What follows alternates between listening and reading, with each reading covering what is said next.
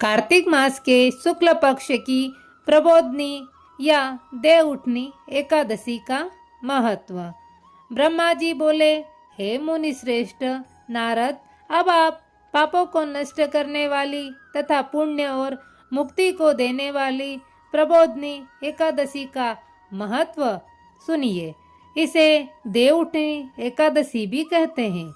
संध्या को भोजन करने से एक जन्म के, रात्रि में भोजन करने से 2 जन्म के तथा पूरे दिन उपवास जागरण करने से 7 जन्म के समस्त पाप नष्ट हो जाते हैं। अनेक पूर्व जन्म के किए हुए बुरे कर्मों को यह प्रबोधनी एकादशी का व्रत क्षण भर में नष्ट कर देता है। समस्त तीर्थों में तथा गो, स्वर्ण, भूमि आदि के दान का फल कार्तिक मास की शुक्ल पक्ष की प्रबोधनी एकादशी के बराबर होता है। इस संसार में जितने भी तीर्थ हैं वह सब प्रबोधनी एकादशी का व्रत करने वाले के घर में रहते हैं, क्योंकि यह एकादशी भगवान विष्णु की अत्यंत प्रिय है। इस व्रत के प्रभाव से मनुष्य पुनः जन्म नहीं लेता और उसके कायिक, वाचिक और मानसिक पाप नष्ट हो जाते हैं।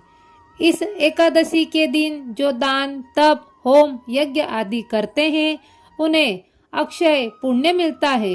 इस पर नारद जी बोले, हे ब्रह्मा, अब आप एकादशी के व्रत के विधान कहिए। ब्रह्मा जी बोले, हे नारद, इस एकादशी के दिन मनुष्य को ब्रह्म मुहूर्त में उठना चाहिए। नदी, तालाब, कुआं आदि पर स्नान कर व्रत करना चाहिए। उस समय भगवान से विनय करनी चाहिए कि हे भगवान, आज मैं निराहार रह दूसरे दिन भोजन करूंगा, इसलिए आप मेरी रक्षा करें। प्रबोधनी एकादशी के दिन कृपणता को त्याग कर फूल, फल, अंगार, धूप आदि से भगवान की आराधना करनी चाहिए। शंख के जल से भगवान को अर्घ्य देना चाहिए। बिल्वपत्र, तुलसी दल, पूर्वादल, कंदल, सफेद लाल कनेर, वकुल, अशोक, चंपक, केतकी, पीत व रक्त वर्ण कमल के फूलों से भगवान विष्णु की पूजा करनी चाहिए। तुलसी के दर्शन और तुलसी के पौधे का रोपण करना भी श्रेष्ठ है। व्रत की पूर्ति के लिए ब्राह्मण व भूखों को भोजन देना, गुरु की पूजा करके दक्षिणा देनी चाहिए।